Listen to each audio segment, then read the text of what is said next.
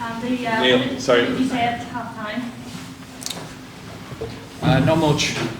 We were feeling sorry for ourselves a little bit, so there was a bit of honesty from the lads. He led the way with the honesty as well. Just feeling sorry for ourselves a little bit because I understand it's human nature. With enough possession and territory to win the game twice over in the first half, but we'd spilt enough ball, made enough errors in the first half to lose 2 matches as well. So we're feeling sorry for ourselves, but you've no right to think that everything's going to go all your own way, all singing, all dancing the whole time. So with that in mind, we got over ourselves, and I thought we came back strong. I mean, the big picture of the game is that I'm really proud of the victory, because it was hard fought in the end against a bit of adversity. So delighted to get the win. Quite pleasing for you to sign off with the win, especially against Joe.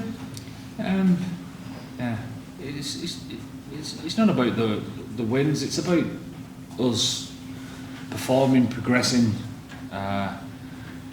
making sure that we get over things in the right manner. It's not just about winning. It's about how this group's going to keep going forward. Thanks, Neil. How pleased were you with the impact you got off the bench in particular? Delighted. I thought it was excellent.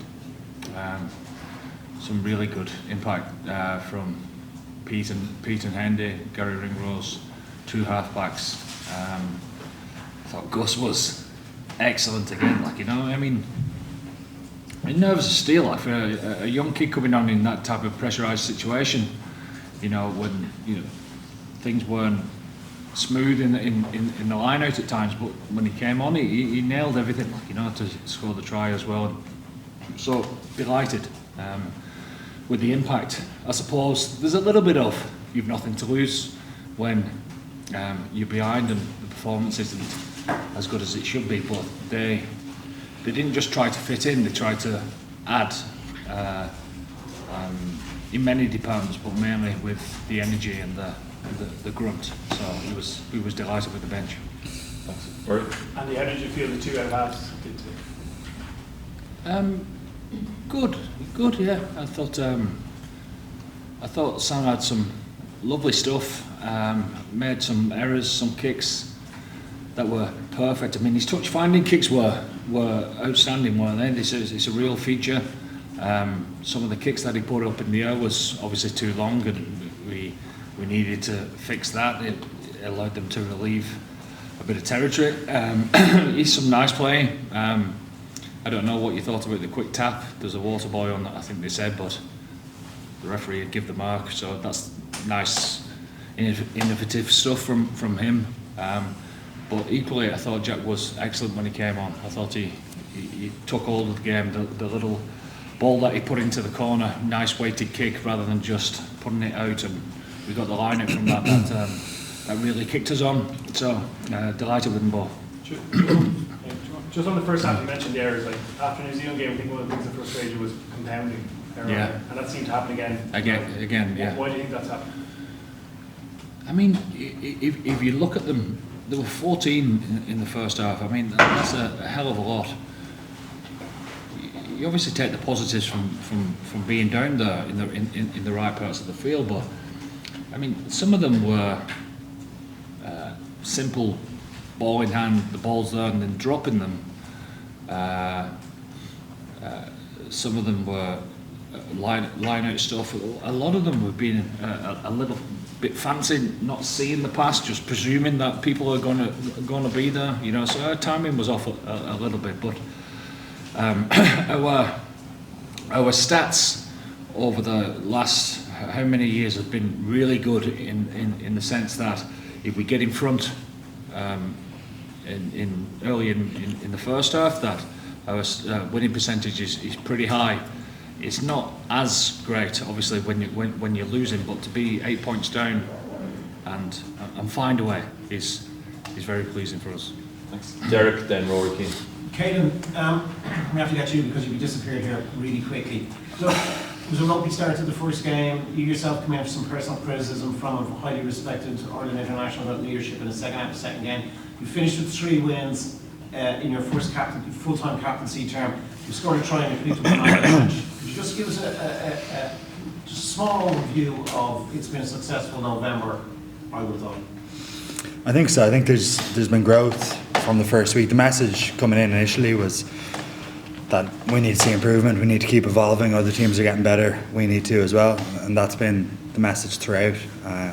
You've seen it in results. We probably saw it in the first half against Argentina, we saw it last week, and then against a better side today we saw it in parts, definitely not in full, but then from an individual point of view, I think the more opportunities you get to do it, the more comfortable you become with the extra responsibilities. I feel there's been some growth there over the last number of weeks, and if I get to do it again, I'm sure I'll continue to grow. I'm confident in that. But if I said to you that Joe Smith thought that their back row was their best unit, that Contini and that Freight and Harry Wilson had done very well, is that satisfying to pick up the man of the match when you know you were actually having to do your own job as well as lead the team? Yeah, I'm not sure I'd agree with the decision, but I thought their back row was class. Yeah, they were top class, the 3 of them together. It was tough for us. Ours wasn't too bad. Josh was okay, wasn't he? Tig as well, you know. So it was a tough test match, wasn't it? That it was physical, like, you know. It was a proper test match. So fair play to Australia. Thanks. Rory, then Gavin.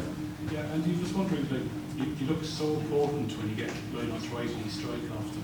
So it must be very frustrating when you see those little lapses, those little... Yeah, we was off a little bit with our timing from the delivery to the pass from 9, just a little bit.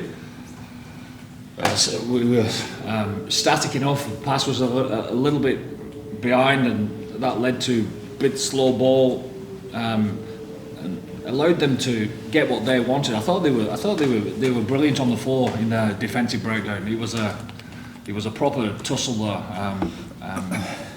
Yeah, because the loose forwards were all over the ball, but I thought we slowed our own game down with our delivery to pass, to transfer, etc. You know, so it's something that we've been pretty good at. I think this series, you know, I think Goody's done a brilliant job there. Thanks, Gavin. Then Jonathan, and finally with Ashley. Andy, I think at the start of the year you spoke about the impact that Joe would have on this Australian side. You know, how impactful it would be. Just now, you finishing off, did you get a sort of clear sense today of how formidable? I don't need a clear sense. Yeah. I know Joe. I know what he's going to do and what he brings, and you saw it in spades today. They're always going to be, and rightly so, because the Australian sides of the past have always had a presence at the breakdown, and Joe himself, you know, prides himself on both sides of the ball as far as the breakdown is concerned. So it was fierce there. But if you've seen the development over the last 6 months, the biggest thing for me is, yeah, you're seeing the style of play to come to fruition and the athletes that they've got, but they look certainly more cohesive, fitter, etc. And that's only going to continue. I think he's now got a nice picture, hasn't he, with everyone that he's used over this season, and that's a lot. So I'm sure with the break that they're going to be looking forward to next season. Jonathan.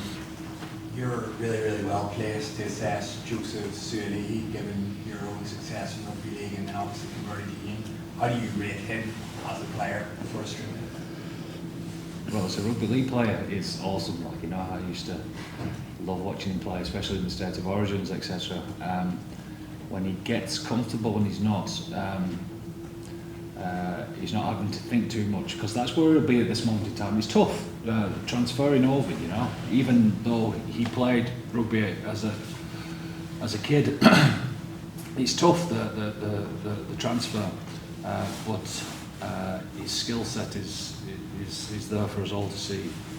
He's a confident kid, and he's some athlete as well, so he's certainly a good addition to rugby in general for us all to watch. Ashley? And you just would it be in your final match before Caelan standing up for the British and Irish line? He sounds like I'm going on holiday, Yeah. like, you know. That's not the case, I can guarantee you that. But what are the emotions around that, and are Yeah. you looking forward to the I have no challenge? emotion. No, I have honestly. The only thing that matters is this autumn, and obviously there's a bit of planning that needs to be happening. But the Lions have been brilliant, as in allowing me to get on with my job. We'll celebrate the autumn and Cian's 134th cap and the IRFU's 150th anniversary well tonight, and what tomorrow will bring, it will bring. Thank you. Okay. So I've just been asked, I'm just going to ask you about Suaalii as well, but I Yeah. mean, he's obviously got a I huge... thought we did well on the kickoffs, didn't we? Because his son Brett there, we did awesome. I thought James Rowan was unbelievable there. So it's pretty important that when you score a try, that you exit properly after that, and otherwise it's a big advantage to the opposition. He's certainly a threat there. We managed that pretty well. But just, you're leaving for... I'm not leaving. What do you mean I'm leaving? I live in Sandymount, I'm 10 minutes away. I'm not going anywhere. Are you going to be, you'd surely like to be able to stay on and work with the likes of Gus and Sam. You'd be excited to work with them, see their progress, help with the development of the team, work on the mistakes. They go back to the provinces now. And, Yes.